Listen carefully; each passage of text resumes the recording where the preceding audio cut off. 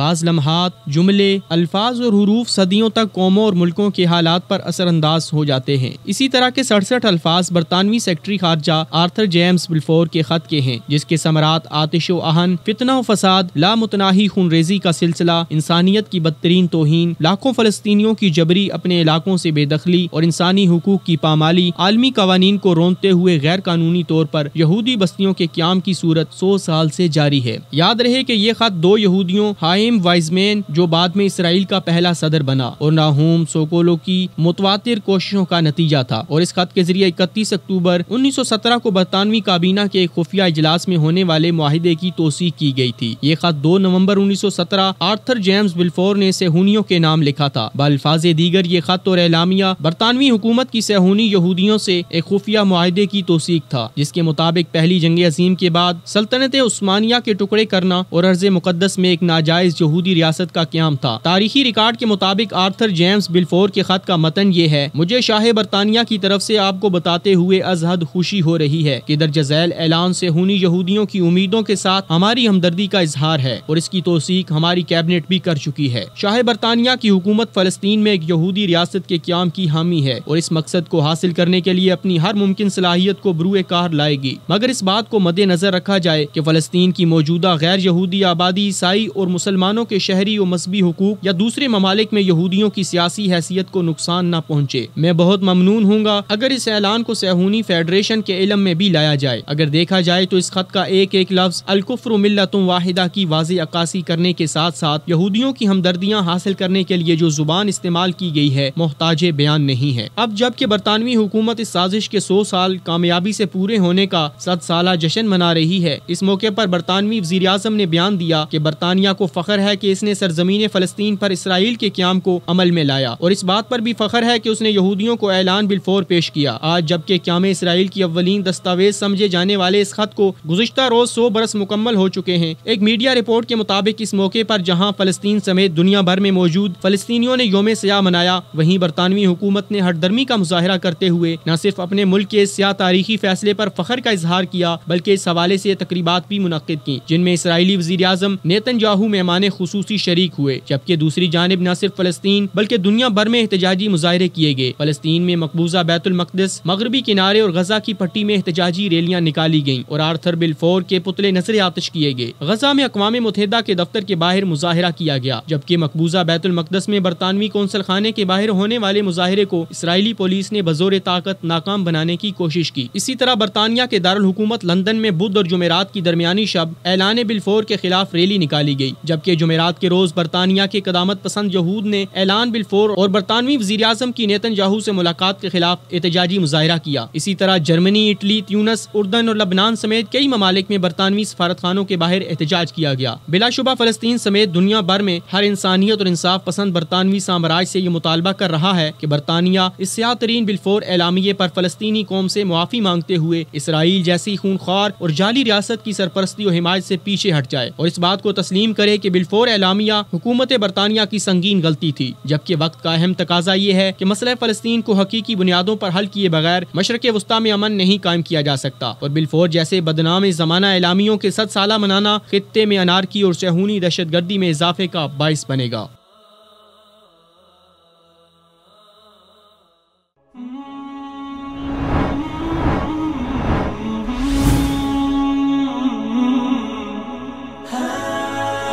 دنیائے اردو کا درخشاں ستارہ وصال اردو۔